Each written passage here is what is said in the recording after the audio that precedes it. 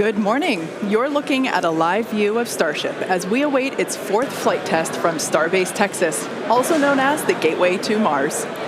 Thanks for tuning in. We're excited to be joining you once again from SpaceX headquarters in Hawthorne, California. As you can tell, the crowd is getting excited behind us. We're here in front of Mission Control Center. Now, we are targeting liftoff at 7:50 a.m. Central Time in just over 30 minutes from now. It's been roughly 2.5 months since our last Starship flight test, and the turnaround time between these tests just keeps getting shorter and shorter. Today, we hope to surpass what we achieved in Flight Test 3 in March. Our primary goal is to get through the extreme heat of Starship reentry, which is no easy feat. As with all of our flight tests, our goal is to collect as much data as possible. Every flight gets us another step closer to a fully operational Starship. Starship is the most powerful vehicle ever developed and the first design of a rocket that is capable of making life multiplanetary. Starship will allow us to land humans on the moon again after more than half a century, fly the heaviest payloads ever flown, and ultimately fly humans further into space than ever before. Getting there will require us to fly frequently, which is why we're producing so fast. We already have hardware built and are preparing for our next several flights. But the most important thing about Starship is that it's designed to be fully and rapidly reusable, and of course, reliable. We've been designing from day one to realize a vision of having an entire city of people on Mars, something we know will take launching millions of pounds of cargo and equipment into space spread across thousands of launches. The faster we can learn now, the faster we can improve and evolve Starship to achieve this vision. And that brings us to today's flight test, the fourth of many that will get us one step closer to Mars. But before we dive into the details of today's test, let's do a quick rewind and talk about our last integrated flight test, Flight 3. On March 14th, Starship successfully lifted off at 8:25 a.m. Central Time from Starbase, Texas. It cleared the launch tower and went on to accomplish several major milestones and firsts. All 33 Raptor engines on the Super Heavy booster started up successfully and completed a full duration 2-minute and 41-second ascent burn. Then we saw our second ever hot stage separation, powering down all but 3 of Super Heavy's Raptor engines and then igniting the ship's 6 Raptors to create separation. Next, Super Heavy completed its flip maneuver and ignited the 13 center engines for the boost back burn to send it towards its splashdown point in the Gulf of Mexico. All 13 engines ran successfully until 6 engines began shutting down, triggering an early end to the boost back. After descent, we attempted the first ever Super Heavy landing burn, which uses the same 13 center engines that we used on boost back. Since 6 of those experienced the early shutdown in the boost back burn, we attempted the landing burn with the remaining 7 Raptors, and 2 of those 7 reached main stage ignition. In the end, contact was lost with the booster at approximately 462 meters in altitude over the Gulf of Mexico, just under 7 minutes into the mission. Post-flight data reviews showed that the early boost back burn shutoff was most likely caused by filter blockage where oxygen is supplied to the engines. We saw a similar issue on Flight 2 and had added hardware to mitigate it, which worked to get us to our first ever landing burn attempt. Now for today's flight, we upgraded those filters further and made some additional hardware and software changes to increase our chances of igniting all 13 engines for the landing burn. Now turning back to the Flight 3 ship, we saw all 6 Raptor engines start successfully and powered the vehicle to space, marking the first time we completed its full ascent burn. While coasting, we completed some additional objectives, including the opening and closing of the payload door. We also transferred propellant between tanks inside the ship, which is a key test as we prepare for full ship-to-ship prop transfers in the future. Once we were into our coast, though, the ship gradually lost the ability to control its attitude or orientation, which is done with smaller thrusters around the spacecraft. As a result, the vehicle experienced some unplanned rolling. It still flew on the planned trajectory, but losing attitude control triggered the flight computer to skip a planned relight of a single Raptor engine while on orbit. And then the moment that we all had been looking forward to for so long, as you can see here, the ship's re-entry from space. This was the first time that we were able to get real live flight data on things like heating and vehicle control during hypersonic re-entry, of which we will talk more about later. Not having attitude control meant both protected and unprotected areas saw heating much higher than anticipated. But we were able to get live, high-definition views and real-time data during entry thanks to Starlink terminals on the ship, which itself was a widely successful test. This gave us confidence that we'll continue to get unparalleled insight into the ship's re-entry in order to rapidly improve. And as they say, all good things must come to an end. And for Flight 3, this occurred when contact with the ship was lost at approximately 65 kilometers in altitude, roughly 50 minutes into the mission. After reviewing data from the flight, we found the most likely cause of the unplanned rolling seen during the ship coast phase and re-entry phase was blockage of valves that help control the smaller attitude control thrusters. We upgraded these to make them more resilient and added some additional thrusters for redundancy. Overall, we learned a tremendous amount from that last flight, and capping it off with those re-entry views was truly an exciting end to the mission. Incredible. So back to today's test. Today's mission profile is similar to Flight 3, but we have new test objectives, the first of which is getting through the extreme heat of re-entry. About 27 minutes from now, Super Heavy will ignite its 33 Raptor engines and lift off from Starbase. A little more than 2.5 minutes into flight, the Super Heavy booster will separate from the ship in a hot stage separation, meaning that it'll light its engines while still attached to a partially lit booster. The booster will perform a flip maneuver, followed by a boost back burn. About 2 seconds after that burn ends, we'll jettison the booster's hot stage. As it heads back to Earth, the booster will attempt a landing burn before splashing down into the Gulf. Meanwhile, the ship's engines will remain lit for just under 6 minutes during its ascent before shutting down for the coast phase. The ship will coast for about 40 minutes or so, reaching a peak altitude of 214 kilometers. And after its coast phase, the ship will attempt a controlled re-entry, including a flip maneuver and a landing burn, before splashing down in the Indian Ocean. Now, we say attempting because, again, this is a test and nothing is guaranteed. As we mentioned earlier, the booster and the ship have to contend with some extreme conditions on re-entry. For this flight test, we do not plan to recover any hardware from the booster or the ship. With the exception of Falcon, this is no different than what happens to most rockets flying today that are expended or fall into the ocean after completing their mission. Eventually, we will land and recover Starship boosters and ships as we do today with Falcon 9 and Falcon Heavy boosters. And in fact, we've landed 316 Falcon boosters to date. Even though recovery is not planned, the telemetry and data we receive all the way to the end is what we're looking for, which will help us continue to build a rapidly reusable Starship for the future. In other words, the payload for this mission is data. It's also worth mentioning that the hot stage jettison is an off-nominal procedure that we're using as a temporary way to reduce the weight of the vehicle for its water landing today. Yeah, exactly. Future designs give Super Heavy boosters a lighter weight integrated hot stage intended for full reusability, which will mitigate the need to jettison the hot stage. Okay, so now that we have a handle on today's flight test, let's check in with Dan. Dan, how's it going? Hey, Jesse, and welcome everybody back to Starbase for yet another Starship launch. I'm coming to you live from the Raptor's nest behind the Mega Bay. I'm here with our Pad Red team and some of our flight controllers this morning. Everything has been going really smooth. We did have the Red team going a little bit earlier to fix a ground side issue, but that was taken care of. That's why we slid a little bit later into our window. But as of right now, we are on track for liftoff at 7:50 a.m. Central Time. That's 12:50 UTC. As you can see, we are actively loading propellant onto Starship and Super Heavy. Those frost lines are ticking up as we load liquid methane, that's our fuel, liquid oxygen, that's our oxidizer, onto both vehicles. They're cryogenic, so they're subcooled to several hundred degrees below zero. Since Flight 3, we've made a few more upgrades, helping to bring Prop Farm 2.0 online. That's just going to help us to continue to shorten the amount of prop load time that we're going to need. We're also going to be using it for Launch Tower number 2, which is going to be coming to Starbase real soon.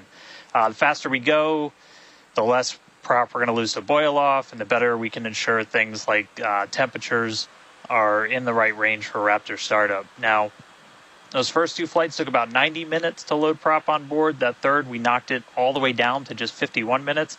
We're aiming for about 46 minutes of prop load time for today's op, eventually hoping to get that down all the way to 40 which for some context, that's just 5 minutes more than we take to load Falcon 9, but we're doing it with 10 times the amount. So this morning, ship prop load started at T-minus 50 minutes, booster at T-minus 43 minutes. We're going to pause the ship main tank prop load in just a couple of minutes to do the header tanks, which are going to do that attempted ship landing burn. We expect the ship to close out all of its prop at about 3 minutes and 20 seconds before liftoff, and then booster at about 2:50. Now, our final countdown sequence is going to look very familiar. It's going to be the exact same as it was on flights 2 and 3. So we'll light those engines, and then about 4 seconds later, we will actually see it lift off. But I mean, right now, we are just under 23 minutes away from launch. We're not working any issues either with the vehicle, the range. Weather is 95% go, so not dealing with any winds or weather issues today. If we do have to scrub, our next attempt would probably be about 48 hours from now. It's all going to be driven by commodities and just how far we get into the count. But everything looking good for liftoff just about 22 and a half minutes from now. I'll check back in with you guys in a few minutes, and I'll send it back over to Kate and Jesse. Excellent. Thanks, Dan. Flight tests like today are the fastest possible route for us to dramatically improve Starship's capabilities. The Starship flying today has already seen a number of changes based on what we learned from Flight Test 3 in March, which was only 2.5 months ago. Development moves really fast here at SpaceX. Let's take a closer look at the iteration of the vehicle flying today. Starship is comprised of two elements, the ship, which has 6 Raptor engines, and the Super Heavy booster, which has 33 Raptor engines. The current iteration of Starship is essentially an experimental vehicle flying for development. Starship 2 will be capable of carrying more than 100 tons to orbit, and Starship 3 will be able to handle more than 200 tons to orbit. Compared to Saturn V, the rocket that first took astronauts to the moon, Starship has more than twice the thrust. And with a few planned upgrades, Starship will have 3 times the thrust of Saturn V, plus the added benefit of full reusability. The amount of mass that we're able to launch per rocket is crucial to creating a self-sustaining city on Mars. Now, to get a sense of how big Starship is, let's start with the average-sized human, which is about 2 meters high. And towering over our average human is the length of the Millennium Falcon, which comes in at 35 meters. Our Falcon 9 rocket with the payload fairing attached is double the size of the Millennium Falcon at 70 meters, and nearly twice the size of that is the fully integrated Starship at 121 meters tall. The ship is about 50 meters tall, and the Super Heavy booster alone stands 71 meters. Eventually, the ship and booster will get even taller. Starship's first stage has a diameter roughly 2.5 times that of Falcon 9, and with 33 much larger Raptor engines, as you see there. I love this view because we don't have this view on our Falcon missions. This is looking up under the Super Heavy booster.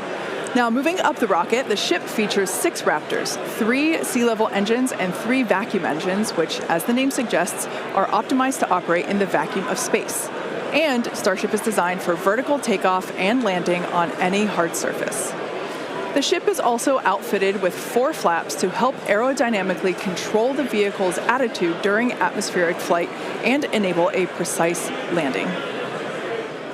And in between the first and second stages is our hot stage, our newest separation technique, which we saw in action during flight tests 2 and 3. The body of Starship is wrapped in a heat shield made up of 18,000 hexagonal ceramic tiles designed to insulate the vehicle during atmospheric entry, where temperatures can be as high as 2,600 degrees Fahrenheit or over 1,400 degrees Celsius. Speaking of those heat shield tiles, re-entry was a pretty exciting first for our team, and Starlink allowed us to gather critical data about this stage of flight.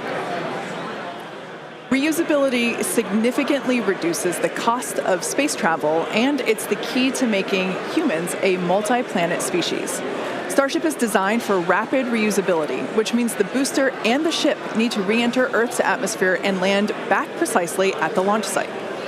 With each flight test, we gather more and more data to help hone Starship's re-entry capabilities. The more information we have from each flight, the quicker Starship development can proceed. One way to gather more information is to improve communication throughout the flight, including re-entry, where historically there has been a communications blackout. To do this, we equipped Starship with Starlink terminals to expand its communication capabilities. The Starlink terminals are those 4 black squares that you see there on top of the ship. Starlink is the world's largest constellation of highly advanced satellites operating in a low orbit around the Earth, providing high-speed internet on Earth and now in space. Starship is designed to have a large surface area to create considerable drag during re-entry. Traveling at about 27,000 kilometers per hour, or almost 17,000 miles per hour, Starship compresses the air in front of it, causing the temperature of the air to rise and ionize, turning it into plasma. This plasma layer interferes with communications by absorbing and reflecting radio waves, leading to the communications blackout we've seen historically with spacecraft during atmospheric reentry. With Starship, most of that plasma is built up around the front and sides of the vehicle, leaving an opening downstream where we're able to point our Starlink terminals. And with Starlink also operating at a higher frequency than traditional space-based communications, we're able to power through any residual plasma to provide real-time video and data at high speeds back to the ground. Super cool. We actually got to see this in action on Starship's last test, Flight 3, which had the first ever live HD video of a spaceship re-entering the atmosphere. SpaceX engineers were able to gather data on the performance of Starship as it re-entered the atmosphere and watched the heat shield in action. Now, the physics of re-entry are extremely hard to replicate perfectly on the ground, so access to this data is an invaluable tool for rapid iteration. In fact, one cool observation from that Flight 3 was seeing how shockwaves form at different parts of the vehicle and how they interact to put pressure on the ship, especially the flaps. This is really valuable for Starship since no spacecraft has ever flown with 4 movable flaps like what we use for aerodynamic control. Starship's greatest strength will be rapid and reliable reusability, and Starlink has become a critical tool to make that a reality. Over the next few flights, we'll continue to improve the Starlink performance on Starship, eventually enabling more views and enabling more data to be transmitted in real time. And we'll keep experimenting during entry. You might have noticed a few tiles missing or looking different near the bottom of Starship. We intentionally placed 1 thin tile and removed 2 tiles completely. In their place, we now have sensors to see how hot things get without the tiles in those locations, while also testing some backup thermal protection options. Ideally, we expect Starship's re-entry to improve on each flight, thanks in part to this wealth of new data. But if getting to space is hard, returning from space is even harder. That's right. No one has ever succeeded in creating a fully and rapidly reusable heat shield. So we could see some spectacular failures before we get this right. But with communications improving on each flight, we will continue to gather more and more data to inform our development. We're now about 15 and a half minutes until our next liftoff attempt. In the meantime, let's take a look at some of the technology we have in development as we prepare to head to the moon in future missions. Starship will be taking astronauts to the moon as part of NASA's Artemis program. Next year, we plan to demonstrate ship-to-ship propellant transfer, which will be important for our upcoming moon missions. Today, we're actively testing a lot of hardware that will make exploring the moon possible. One recent series of tests brought together the key pieces we'll see when landing back on the moon: Starship, spacesuits, and astronauts. Together with Axiom and NASA, our teams put 2 astronauts in pressurized Axiom spacesuits and practiced the first steps of going to the lunar surface. The team used test builds of a Starship airlock, as you see there, and elevator to gather data on how well future Artemis astronauts will be able to move around once fully suited. Tests like this are incredibly helpful for engineers designing these systems, as they have the opportunity to get feedback directly from experienced astronauts Peggy Whitson, who is on the right of this photo, and Doug Wheelock, who's on the left. You can see them in action during this elevator test. SpaceX will perform 1 uncrewed demonstration flight before NASA's Artemis 3 mission, which will be the first human surface expedition since 1972. After those first expeditions, we'll be ready to fly more people along with everything it takes to build a moon base. In many ways, Artemis feels like an extension of the human spaceflight work SpaceX and NASA have been partnering on for some time now. In fact, we just celebrated the anniversary of the Demo 2 mission. That's right. Just 4 years ago, on May 30th, 2020, SpaceX launched the first crewed test flight of our Crew Dragon spacecraft. Dragon carried NASA astronauts Douglas Hurley and Robert Behnken to the International Space Station in the first crewed orbital spaceflight launched from the United States since the final Space Shuttle mission in 2011, and the first ever operated by a commercial provider. You can see Bob and Doug there on your screen. That was certainly a memorable day for all of us here at SpaceX, one that we fondly think back on. And it's exciting to think about Starship being the next to take its first astronauts to the moon. In tandem with Starship development, all of our operational human spaceflight missions are helping us prepare for those future trips to the moon. Our upcoming private astronaut mission, Polaris Dawn, you can see the crew there on your screen. They will play a big role in testing procedures that will be relevant to our moon and eventually Mars missions. We're looking forward to the third Polaris Dawn mission, which will be the first crewed Starship flight. The Polaris Dawn crew will attempt to reach the highest apogee ever flown by a spacecraft, and they'll also be performing a spacewalk, or extravehicular activity, wearing SpaceX's newly designed spacesuits. They'll also be testing space-based communications, which will be critical to future deep space missions. The Polaris Dawn mission is currently targeted to launch no earlier than July of this year, so stay tuned, because that is going to be a very exciting mission to watch. In the meantime, at T-minus 12 minutes, let's check back in with Dan on today's countdown. Hey, thanks, Jesse. Everything continues to go real smoothly. It's been a real quiet day so far. The board looks really clean, not tracking any impediments to a launch just under 12 minutes from now. Prop loads continuing. Looking at the numbers real quick, we're about 85% full on the ship. We did pause to start filling those header tanks on ship. Again, those are the two smaller tanks in the very top of the nose cone that we're going to use for that attempted landing burn with ship. And with the booster, we're just at about 75, 76% or so on our methane and LOX, so getting pretty full there. Those are going to continue down to about 3 minutes and 20 seconds before liftoff. That's when we'll close out all the prop on the ship. And then T-minus 2 minutes and 50 seconds on the booster. A lot of work also going on in the background. Our range safety teams working to make sure the area, not just around the pad, but in the sea space out in the Gulf, and also in the anticipated entry point in the Indian Ocean, are clear. We're not tracking any blockers, any boats, anything like that in the zone right now, but their work literally continues right up until those last couple of minutes.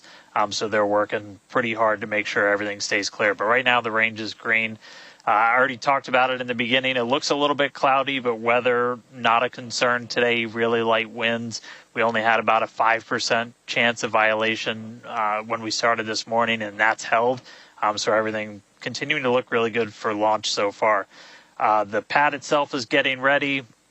Reminder that we're going to light those engines about 4 minutes before it actually takes off. So you'll see them start. The 33 engines on Super Heavy start to light prior to that T0, and then about 2 seconds after, we'll start to see first motion. But everything looking great. Just coming up on 10 minutes until launch. Getting excited down here, ready to feel the rumble. I'll send it back to you guys over in Hawthorne. Thanks, Dan. Teams are also getting excited here at SpaceX headquarters in Hawthorne, California. There is a pretty large crowd now gathering outside of Mission Control, located just behind Jesse and I. Now, actually, you can see it there on your screen. There they are.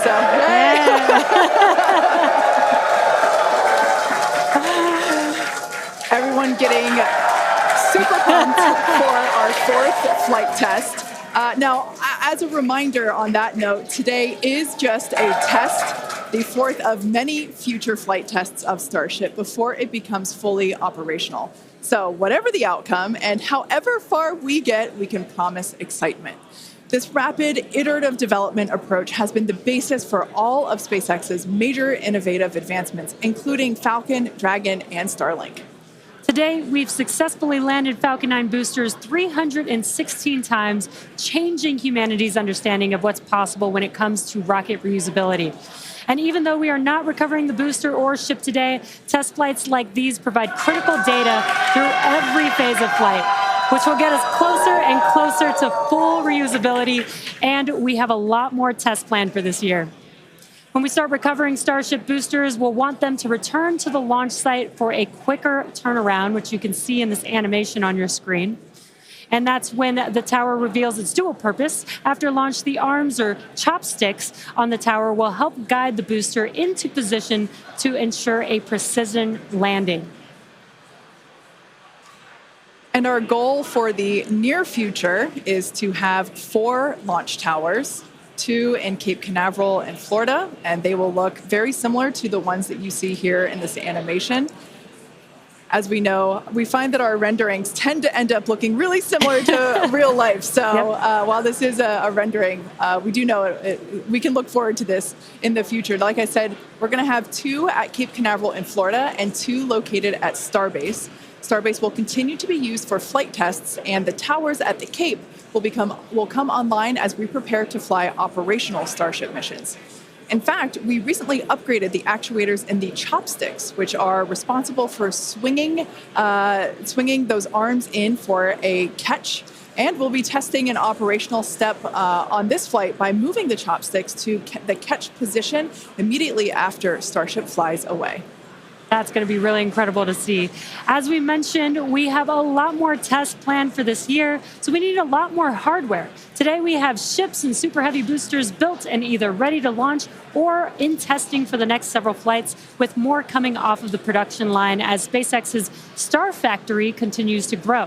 The latest phase of the factory currently under construction will come online this summer, giving us several 100,000 more square feet of space. Yeah, when you step into this factory, it is truly inspirational. My heart jumps out of my chest every time I'm there. Now, this will enable us to increase our production rate significantly as we build toward our long-term goal of producing 1 ship per day. And coming off the production line soon, Starship version 2. Now, with all that being said, let's check back in with Dan for the latest as we head into the terminal count. Hey, thanks, Kate. Everything still looks great. We're getting ready to launch. We are just under 6.5 minutes away. You can see when we throw up the graphics for prop load that we're almost closed out. Ship more than 90% full. Those header tanks are done. And then the boosters right coming up on 90% real soon. So we're going to see those close out in the next couple of minutes. Ship's going to end at about 3 minutes and 20 seconds. It'll be fully loaded.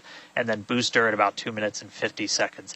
After all the props loaded on, we go through a lot of steps to safe ground systems. You're doing things called pushbacks, where you're just clearing all of those lines on the ground of propellant before we lift off. But once we're done, we're going to have 10 million pounds of liquid propellant on board Starship to help power the most powerful vehicle ever designed. If we do hold, we have a built-in hold gate at T-minus 40 seconds. We can hold there for about 30 minutes or so today. If we need to wait for final pressure checks or for if we have anything on the range, anything like that. Did just get that the range is green. So we are coming up 5 minutes and 20 seconds away. We are not planning to hold at T-minus 40 unless we trip some kind of hold alarm, something like that. So we could blow right through that gate and go right to launch. Don't be shocked if we hold at T40, though. And if we do, we can hold for a couple of minutes and then keep going. Our window is open all the way until 9 a.m. today. Now, once we pass through T-minus 40 seconds, a number of events will occur in rapid succession. The ground spin and ignition systems will come up to flight pressure, and the ship will go to internal power. Now, after that, the quick disconnect arm lockout is removed in preparation for retraction shortly after T0. Gas lines connected to the booster and ship are vented down, and once we pass T-minus 40 seconds, we still have the ability to recycle the count under certain conditions back to T-minus 40 seconds and hold there to assess what happened and if we can proceed again to T0. However, once the water for the deflector system begins flowing at T-minus 10 seconds, any issue after that would be an automatic scrub for the day, as teams would need to refill the deflector's water tanks, as well as the lock storage tanks at the tank farm before making another attempt. So, as Dan mentioned earlier, we are not planning to hold at the optional T-minus 40 second mark.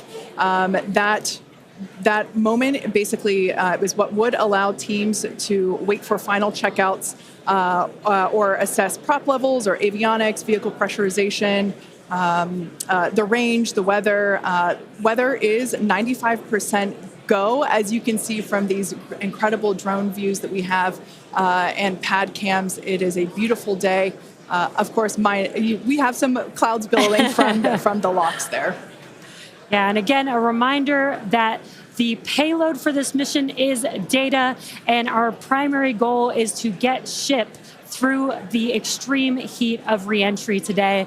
We're very excited to see that. We did get very close on Flight 3, so I'm excited to see how these iterations that we've made to the vehicle will help improve our chances of success today. Yeah, absolutely. Now, just as a reminder for the booster, now we are not attempting to recover any hardware today, both either on ship or booster. For the booster, we will be attempting to perform a landing burn to have a soft splashdown in the Gulf of Mexico. We made some improvements from our Flight 3 learnings, so hopefully that will work and we'll see a successful soft splashdown. For the ship, we're hoping to demonstrate controlled re-entry, including a flip maneuver and landing burn, and that will be followed by splashdown in the Indian Ocean. That is the same target as we had on Flight 3, so everything should look pretty similar in that regard. And we just heard the call out there that all prop load is closed out, so at this point, there is like 10 million pounds of propellant on board Starship, which is incredible. This is getting very exciting. We are just about 2 minutes away from T0.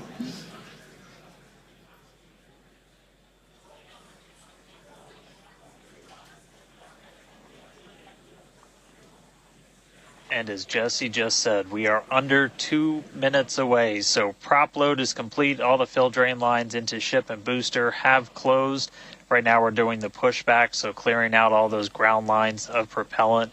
And that'll be completed over the next couple of seconds. We're coming up on that T-minus 40 mark. Again, not planning to hold. If we do, or if we get a hold after we pass it, we can snap back to that T-minus 40, and then we can stay there for about 30 minutes or so if any other issues crop up.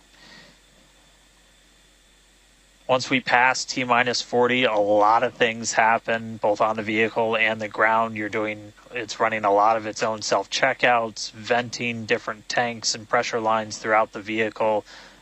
We essentially built that 40 seconds as that's about how much time it takes for the vehicle to take all of those actions, which is why we hold there.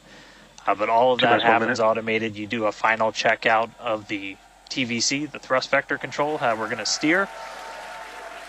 And then we see liftoff. So we're under a minute away.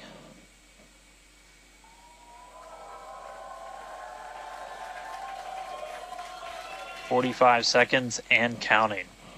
Good event, gate met. All right, now as we close in, we are past the 40-second mark. So let's listen in. Flight Director is Ty Huntington's going to take us through one more time for a Starship liftoff.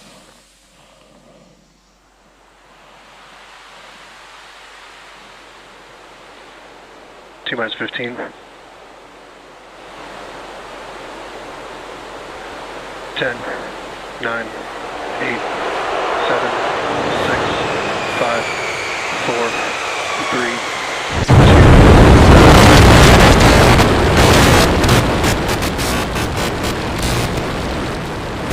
We have liftoff.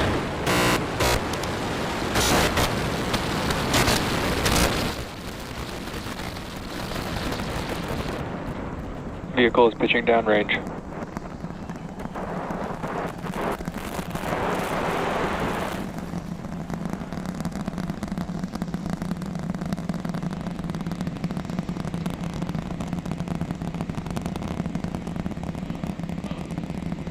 All right, 30 seconds into flight. The rumbles are still building here in the Raptor's nest. We're seeing 32 out of 33 engines lit on the Super Heavy right now. Coming up shortly is going to be max Q, that maximum aerodynamic pressure as we go uphill on the vehicle.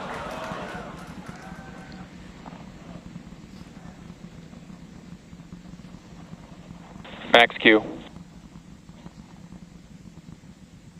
All right, we just passed through max Q, so we're going to continue on up. We still have about a minute and 30 seconds until we get to stage separation. Starship now flying faster than the speed of sound.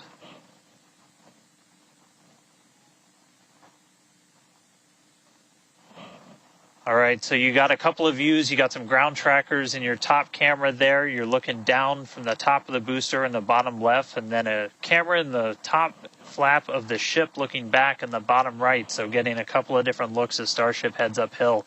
Once we get the hot staging, a lot of things happen all at once simultaneously. We're going to light the engines on the ship, starting with the RVACs first, and then the 3 center sea level engines before we're separated. All of that exhaust gets plumed out the side of the hot stage, and then the ship will separate itself. All but the 3 center engines on the booster are going to shut down, so the booster never stops its thrust while we go through this hot stage maneuver. After that, the booster is going to do its flip, start heading back, and then the ship will be on its own power on its way to space. So that should be coming up in just about 30 seconds from now. As of right now, still looking in like 32 out of 33 Raptors lit on the booster. And we'll start to see those stagger down. They're going to turn off in banks, so you'll see the lights on the bottom left screen of the engines that are active start to turn off in different groups, and you'll see those 3 center ones lit. Booster engine cut off. Ship ignition. Stage separation confirmed. Boost back burn start up. Acquisition of signal. Houston.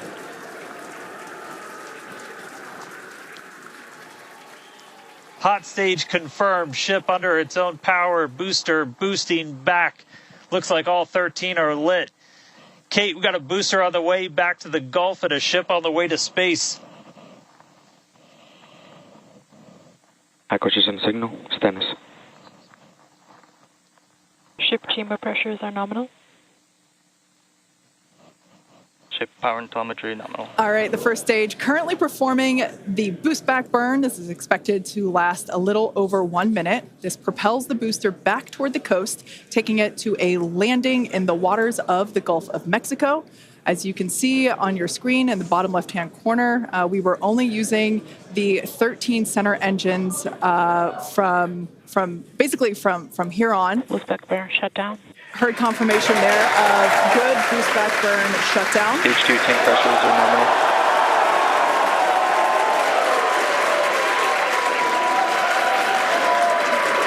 Lots of excitement. So right here, this is our view of the jettisoned hot stage. As we mentioned, this is a temporary fix to help reduce the weight of the booster, the Super Heavy booster. Future iterations will have a lighter weight integrated hot stage structure that won't need to be jettisoned. Now, after we jettison that hot stage, the booster will begin to attempt its water landing in the Gulf. In the meantime, the ship will coast for about 40 minutes or so up to an altitude of 214 kilometers. And after its coast phase, it will attempt a controlled reentry, including a flip maneuver and a landing burn just before splashing down in the Indian Ocean. But as a reminder, we are not attempting... Trajectory nominal. Good news there. Trajectory is looking good for the ship, which is on the right-hand side of your screen.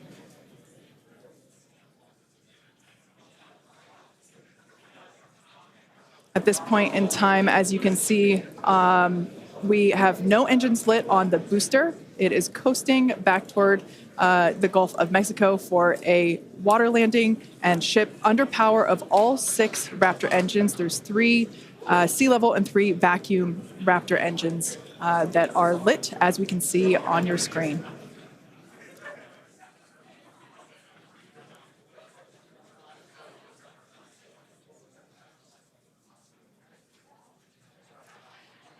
These views have been looking incredible.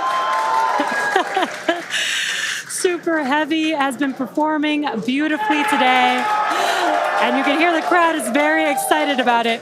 As a reminder for booster, the primary goal today is to do a landing burn and a splashdown in the water. And we are just about 30 seconds away from that landing burn expecting to begin. And an incredible view from the forward portion of the booster. This is basically on top of the Super Heavy booster where we have jettisoned that hot stage. So now we can see this incredible view of Earth as it's making its way back down to the Gulf of Mexico. Right now, the booster is using the 4 hypersonic grid fins to guide itself through atmospheric re-entry. And we are expecting that landing burn here.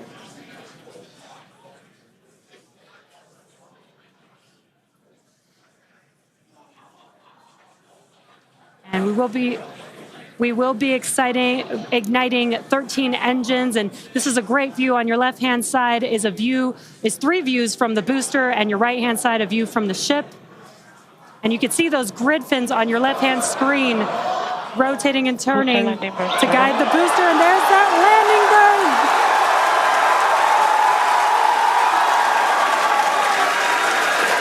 That landing burn just begun, and you can see the water below.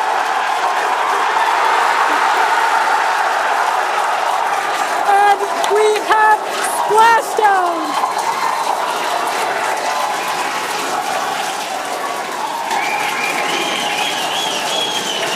What an incredible sight. Congratulations to the SpaceX team. Ship has entered terminal guidance. That was absolutely incredible. The first successful splashdown of the Super Heavy booster. Loved seeing it just tip over into the water before losing that footage. Now the next milestone is coming up in about under a minute. The ship is going to shut off its Raptor engines, Ship engine cut off. which we see right there. As we mentioned before, today's test flight is not an orbital flight, but rather one that demonstrates the Starship's orbital capability.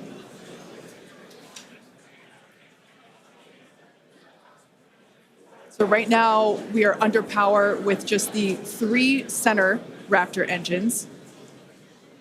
Expecting those, and just there we could see that those have also successfully cut off.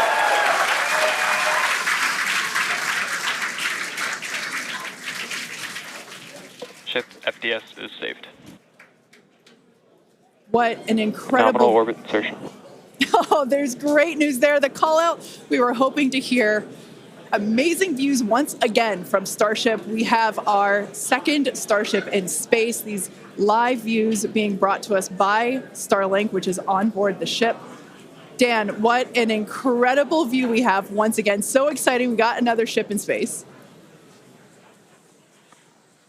I'm like still jumping up and down. I'm like, this whole building was going absolutely insane when we saw the booster hit the water. I mean, wow. Congrats to everybody that's just been putting in insane amounts of hours on everything to make this thing a reality. And I feel like every single time we do one of these, we're seeing something wildly new. We got to see the hot stage jettison and the booster in the water. But just to recap real quick over everything that's happened. So we lifted off at 7:50 a.m. only 9 minutes ago. How has it only been 9 minutes? 7:50 a.m. Central at 12:50 UTC.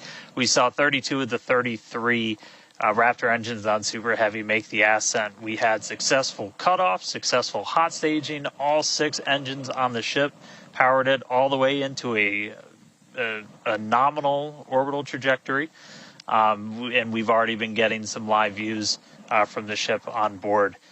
After that, the booster was able to do its boost back burn. Oh, this looks like we're actually getting some views from the ground still, potentially from Florida, of the ship as it's up there. That's a view from some of our tracking cameras on the ground in Florida. But the ship, we just heard successful orbital insertion, so it's right where it needs to be. And is now going to continue on its way to coast until it comes to reentry. But I mean, the booster, successful boost back burn, jettison the hot stage, and then a landing burn. It looked like we saw 12 of the 13 engines light up, and then that first ever soft splashdown in the water. So a whole lot still to come. Ship now on its way to its primary objective of entry. That's going to be coming up in just under 40 minutes from now. So a lot still to come, but wow, what a 9 minutes to start this mission off. So can't wait to see what entry is going to show us, but that launch was incredible. Back over to you, Jesse and Kate. Wow. I am still trying to catch my breath here. That was some incredible views that we have never seen before. It has been nonstop since liftoff, and with the booster having completed its job for the day, we're going to take a short break for about the next 28 minutes, and we'll return while we're going to take a break while the ship is continuing to coast before re-entry. Exactly. As with Flight 3, Starlink may enable us to talk with the ship through re-entry with no communication blackout. We are still testing Starlink during this phase of flight, so of course nothing is certain. However, if we do have views, we will be sure to bring those to you live. Views such as the one, that we had. Well, of course, because I said it, it went away. So we will try to bring those to you live. Exactly. Views or no views, we'll see you back here at T plus 40 minutes for coverage of Starship's re-entry, flip maneuver, landing burn, and splashdown. Expected loss of signal, Key West.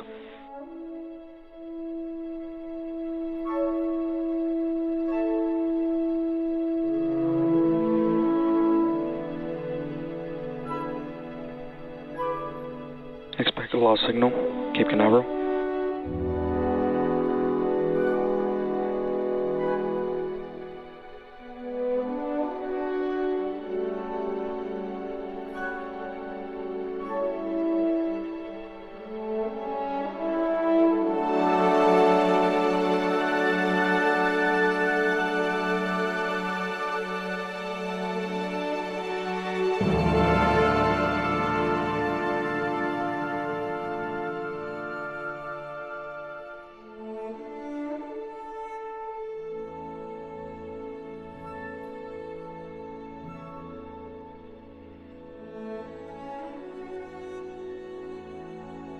Acquisition signal, Puerto Rico.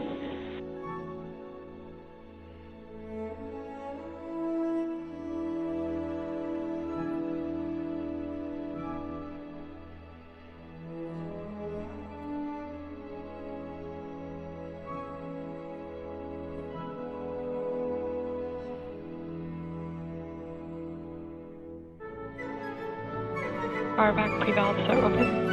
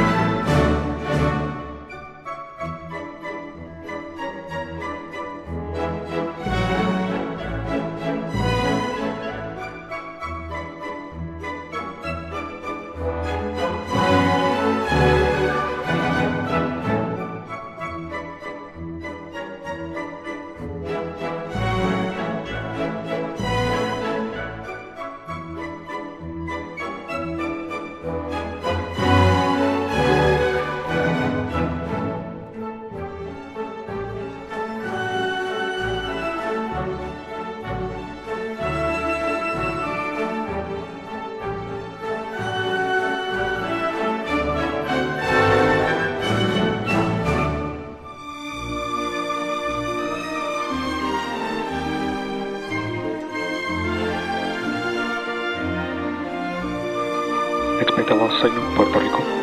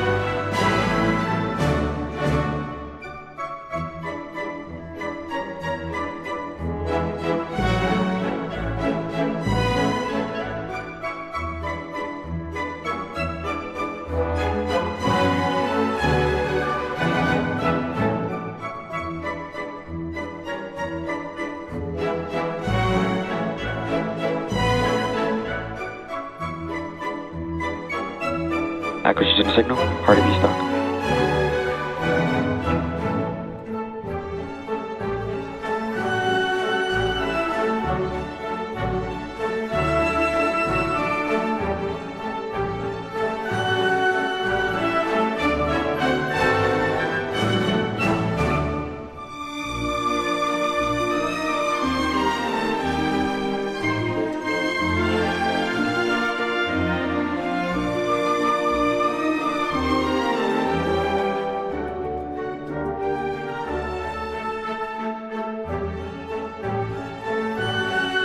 Starship is slowing to entry attitude.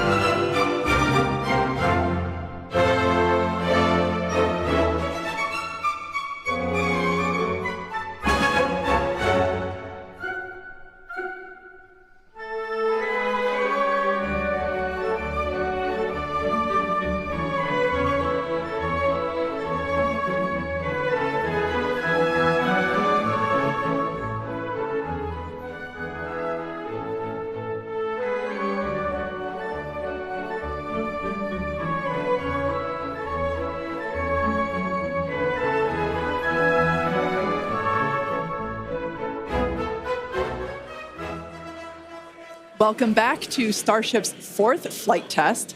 It has been an exciting day so far. We had an on-time liftoff of 7:50 a.m. Central Time, followed by successful hot staging, stage separation, jettisoning of the hot stage structure, an epic super heavy booster landing, water landing in the Gulf of Mexico, the first successful return of the super heavy booster. So that was incredible to see.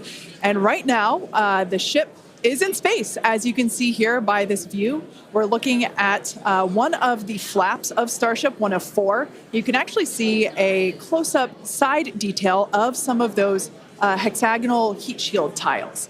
Now, coming up around T plus 49 minutes, the ship will re-enter the Earth's atmosphere. As a reminder, the primary goal of today's flight test is for a ship to make it through the extreme heat of re-entry. This is typically a portion of flight where we don't have communications with the spacecraft because it's re-entering at or around orbital velocity, which is about 8 kilometers per second or roughly 5 miles per second. At those speeds, the spacecraft moving through the atmosphere results in friction and creates a plasma field around the vehicle. That blanket of plasma distorts, as you can see, that plasma blanket, which you can kind of see here, distorts communication frequencies, so we're left with a brief blackout in communication.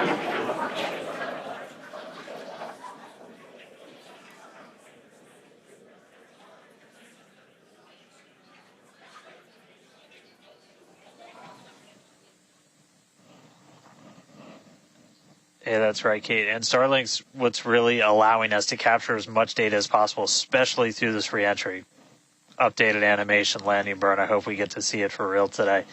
But these live views that we're getting now and we're going to continue to get are through Starlink. That's going to allow us to get as much data as possible, which we've said it before. We're going to say it 9,000 times. The data is the payload on these flights. So as much as we can learn, that's just going to pay dividends on all of our future flights and help us get Starship to an operational phase. Reentry, obviously a really critical phase of the flight, and it's the one that we're now most focused on cracking to get us closer to that full reusability.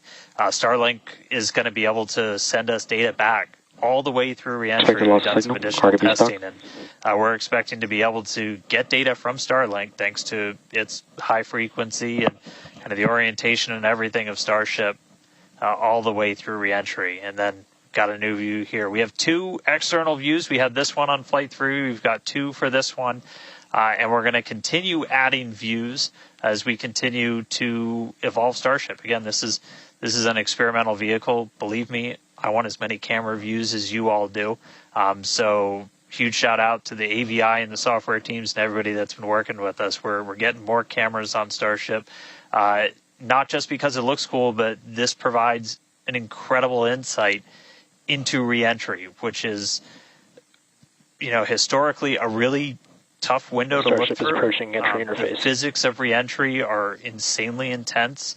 One of my favorite NASA astronauts, Victor Glover, recently described it as with the forces and the flows and the temperatures, it's like pointing at a raging river in one spot and saying, tell me exactly what's happening right there. And that's what a ship is experiencing as it goes through, as it's moving through the atmosphere at, more than 5 miles a second and heating up to thousands of degrees. So just having visual representation, just being able to see what's happening is incredibly valuable.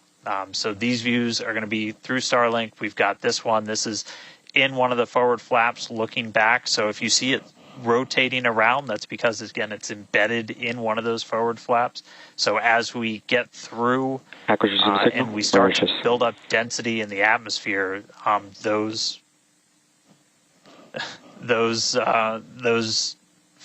view is going to move around as the flap does. And then the other one we had a little bit earlier is looking at one of the other forward flaps on the other side. Eventually, we're going to keep adding more cameras to Starship, get a couple of different views from the outside of all the different areas, and then also eventually to be able to see payloads once they're deployed. So a lot more exciting stuff coming up in the future. But right now we're getting closer to reentry. We're going to be moving at hypersonic speeds at more than 5 times the speed of sound. We're going to see that plasma start to build. So, Kate, Jesse, excitement coming up. Yeah, as you can see with that view on your screen, again, high def brought to us by Starlink. We can see the plasma beginning to build as the ship is getting closer to the Earth's atmosphere. Now, let's talk a little bit about how Starship will survive reentry, hopefully, and control itself. Exactly. We've been talking about this entire flight test. There's 18,000 hexagonal ceramic tiles surrounding the bottom portion or the Earth-facing side of the ship. Through 100 kilometers altitude, good altitude for entry. Great call-outs there. Now, during atmospheric reentry, the vehicle is going to see temperatures as high as 2,600 degrees Fahrenheit or over 1,400 degrees Celsius. So those tiles are there to help protect the vehicle from this extreme heat. Yeah, and the flaps will help control it. Now, one noticeable difference I see immediately, those flaps are not moving as much as they were on Flight 3. So that is a great sign, right? We had unplanned loss of roll control on Flight 3, so we added some additional thrusters, and we can see that they're working well, and we have a much more stable view. So those flaps, there's 4 of them, 2 at the top and 2 at the bottom. They're made out of stainless steel. And they help steer the ship, which, as we can see, the plasma continuing to build. Now, if the ship survives reentry, it will have to perform a flip maneuver as well as a landing burn. We saw this demonstrated in a couple of high-altitude flight tests back in 2020, 2021. Similarly, temperatures increasing on the nose within expected ranges. Great news there. It sounds like the temperatures that we are getting during this point, which again, we usually don't get during spaceflight because of this plasma. We're getting this live. This is a great news. So similarly to, for example, the serial number 10 test that we saw a couple years ago, we're hoping to duplicate that again today. Hopefully we will see it live. And basically the 3 center engines of the ship will reignite and gimbal or point to help flip the ship until those engines are pointing down so that it can land vertically using Raptor's thrust. And as you can see, even from the beginning of the program, we've designed Starship to land on Mars where there are no runways or other humans to help out. We also want rapid reusability, so we're doing... The vehicle is passing through 85 kilometers altitude. The flaps have control of the vehicle. Great news. Flaps have control of the vehicle. That's exactly what we want to hear for this flight test. Yeah. Again, we are going to be doing a propulsive landing instead of a more traditional means like parachutes. And we are expecting re-entry to begin here in just about a minute. Re-entry, an awesome view that we have here. Starship remains on a good entry trajectory. This is the same view that we had when we first returned from the coast phase. Again, this is looking at the side of one of the flaps. It's incredible that literally at the bottom of this picture, we're basically looking through plasma, which is just absolutely mind-blowing. Wild, very wild. Now we are expecting entry to begin here in about 30 seconds or so. Entry to splashdown is expected to last about 6 minutes long. And that flip maneuver should occur around about 10 minutes before splashdown. And such incredible views that we're getting. Approaching peak heating region. Great call-outs there. Yeah, these views are absolutely astounding. Nose temperatures continue to rise within expected region. And in your bottom right-hand corner, you can also follow along with the altitude of ship as it's returning back to Earth. So once again, this view is basically looking down into the plasma blanket that is building up around the exterior of Starship. It is traveling, as you can see on your screen. You can look in the bottom right-hand corner and see how fast it's going, how high it is, as well as the general orientation. Again, we're seeing a lot more stability, a lot more control here on this flight, which is great. It shows that the iterations, the learning... Starship is now in expected peak heating region.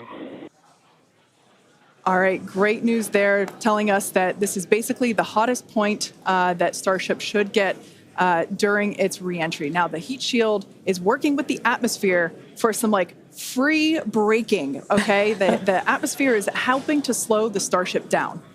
Yeah, exactly. We're not using any engines or thrust to slow the vehicle down. Exactly what Kate mentioned. We're just using the atmosphere and those heat shield tiles protecting the vehicle as it's coming through that high heat temperature. Yeah. Now, this is another one of those moments that we have been waiting for. Right now, the ship is currently re-entering the Earth's atmosphere, and by all looks and all call-outs that we're hearing on the net, it is doing pretty well. Now, we do not plan to recover the spacecraft today, but rapid and reliable reusability is the ultimate goal.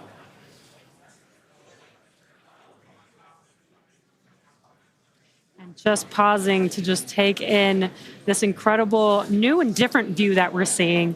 We did get a similar view in Flight 3, but again, the vehicle did lose a little bit of its control, attitude control, and this is a very stable view. This is great. This is exactly what we want, and we are hearing that we're getting expected call-outs. Mm-hmm. Absolutely. Starship is seeing half a G of acceleration, remains on a good entry trajectory. You know, it's incredible to look at this photo and wonder, wait, is it real? Is it frozen? We can see so I was just going to say Those temperatures have stopped increasing. Oh, that is great news. The temperature is no longer building. But I was saying, we have a little bit of indication there. We can see that streaking that occurs and tells us that this is indeed a true view. So once again, we are looking basically through the plasma that is building up around the exterior of the ship. And I still cannot get over that we are getting a live view of re-entry right now, live on your screen. Again, we've said this over and over, but all thanks to Starlink. We are able to use Starlink in space, which we're getting this incredible data. And not only just the data from the sensors, but getting live imagery of what is actually happening, which is great, which we've never been able to do live before. Right. Now, just a quick future outlook here. So in about, let's see, at T plus about 1 hour and 2 minutes, we should hear a call out for entry transonic. That means that the ship is going near the speed of sound. And then about a minute after that, we'll hear another call out saying entry subsonic, meaning that the ship is going below the speed of sound. So these are all continued indications that the atmosphere, right, as the ship comes back down, it is getting through the more dense part of the atmosphere, and that atmosphere is helping to push against the vehicle, and those heat shields are protecting the vehicle during this high heat period.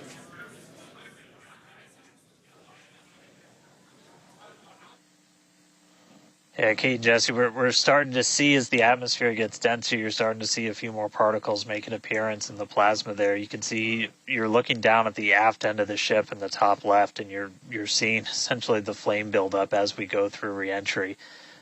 You've been hearing the call-outs. They're tracking things like temperatures in the nose cone, and those were right where we modeled them to be, which is really cool to see and to see in real time. But we're coming up, we're at about 67 kilometers in altitude. Our last signal with the ship on Flight 3 was at 65, so we should be making it past that point shortly.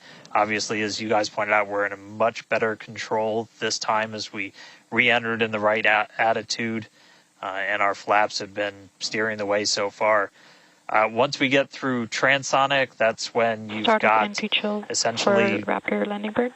Different areas around the vehicle where the air is either moving faster or slower than the speed of sound. We'll eventually get to subsonic, which we have some experience with. We did in our suborbital campaign. Start of Raptor chill. And Starship will eventually get down to its terminal velocity as it's floating down to the water. That's just about 200 miles an hour or so. We are hearing that we're starting to chill some of the engines as we are, if we make it all the way down to the water, still going to attempt a landing burn, but still a ways to go. We're at about 64 kilometers in altitude right now. We made it through what's expected to be the peak heating, but now we're going to start encountering increased pressures as the atmosphere gets thicker and thicker.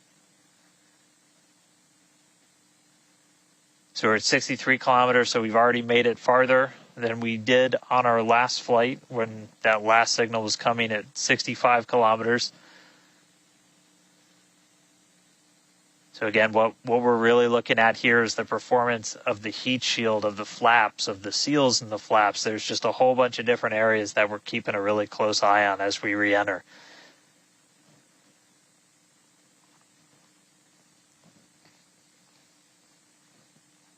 Starship remains on a good entry trajectory. And looking like we're still on a good trajectory. If you're seeing little camera moves, that's the flap moving as it continues to maintain the attitude of the vehicle as it re-enters.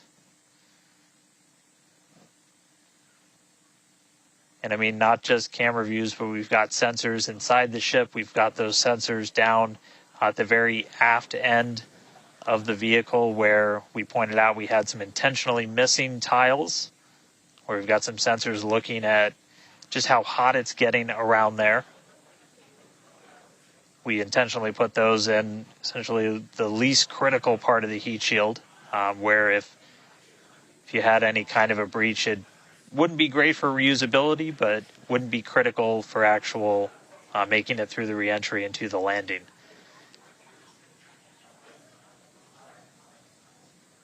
"58 kilometers, we're continuing to descend. Again, right now we are over the Indian Ocean. We're actually getting closer and closer to that expected splashdown point, which is just to the off the northwest corner of Australia.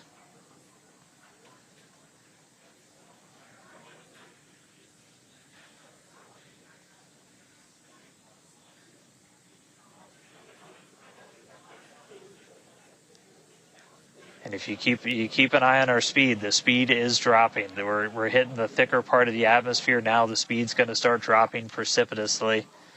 We're going to start getting to transonic pretty soon, and then after that we'll get into subsonic, where we're moving less than the speed of sound. But wow, what a light show so far.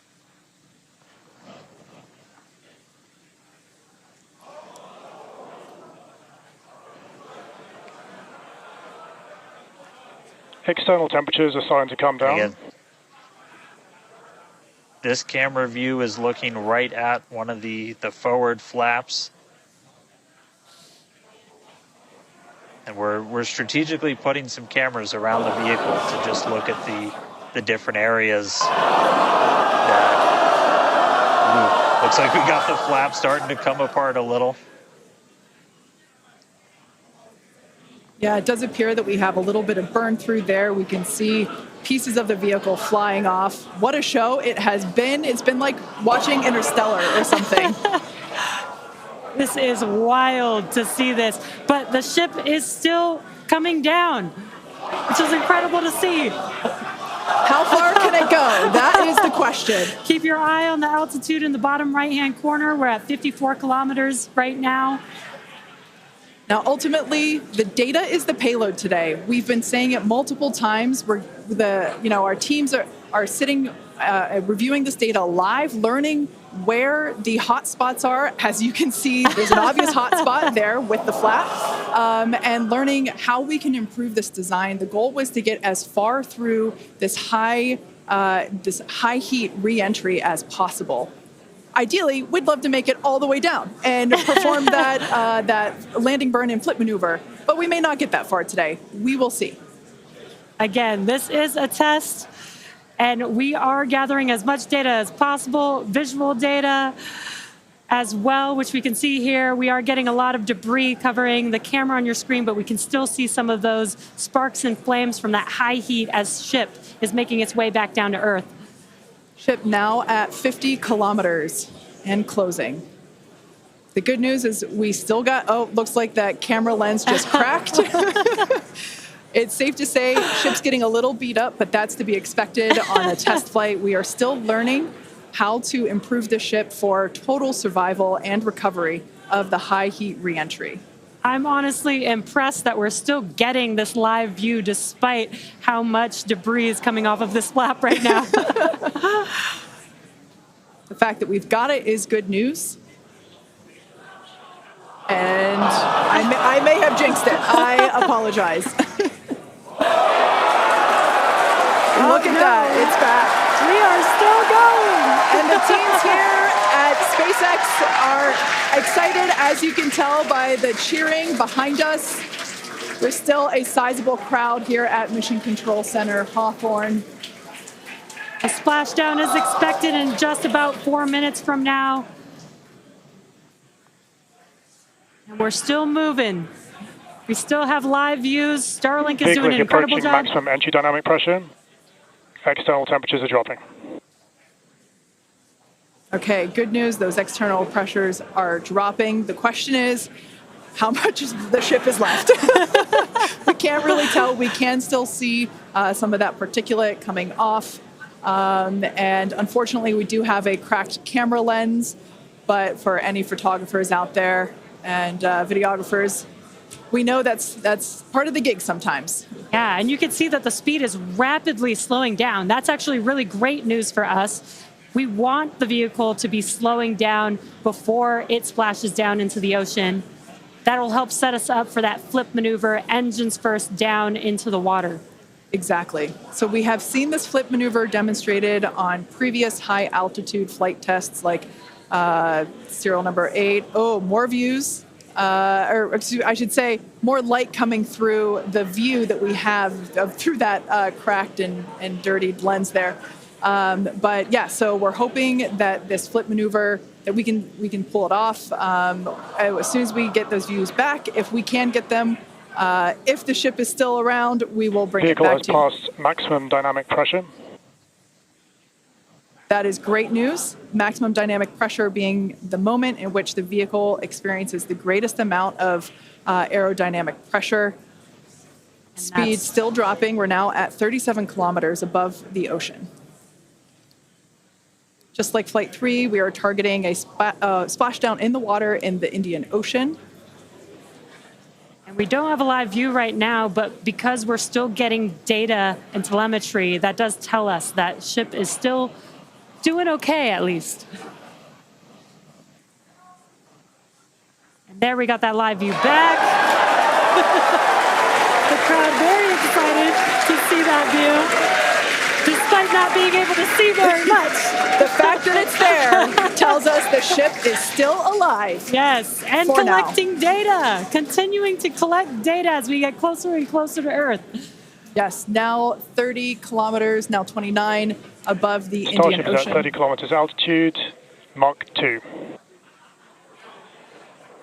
Sounds like the vehicle's traveling, as we just heard, Mach 2, which is, looks like we might,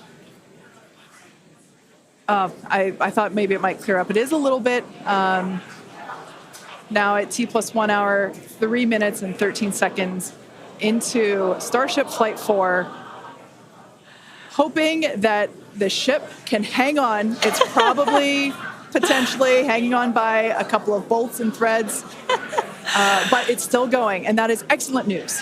That deceleration is looking incredible. We're about to go under 1,000 kilometers per hour. Yeah. Starship is at 20 kilometers altitude. Now, keep in mind that even though we can't see anything, the data itself is what we really are. Starship is subsonic. Subsonic, they're telling us it's traveling below the speed of sound.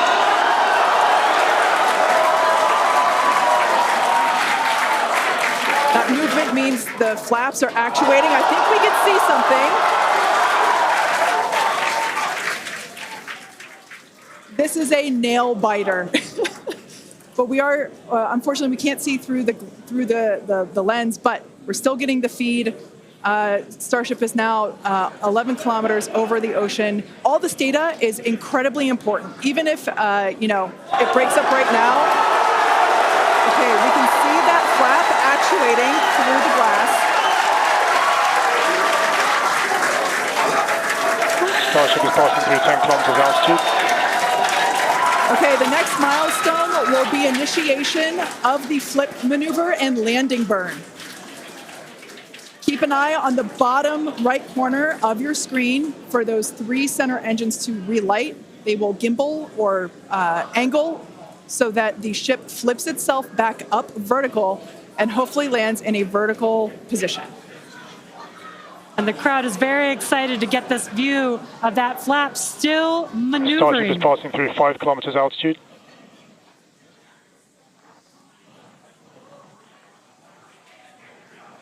This is incredible.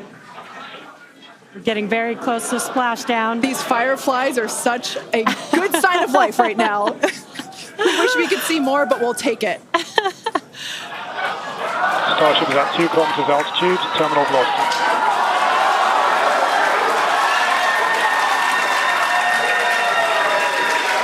Landing burn startup for Starship.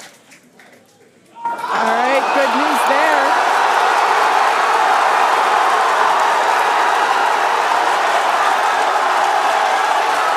Nominal chamber pressure. Landing board startup.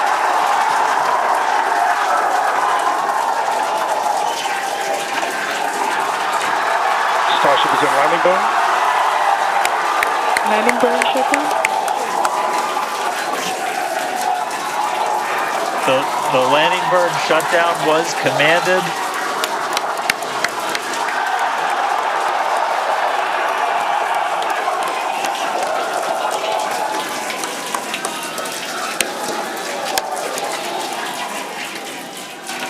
Wow. I mean, it was a little bit of use your imagination as you were going down with what we could actually see, but we were able to hear the ship did its landing burn. It sounded like we might have got 2 engines.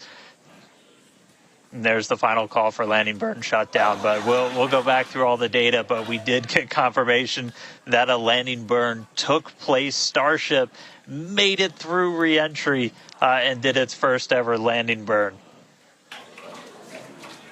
from South Texas to the other side of the earth. Starship is in the water.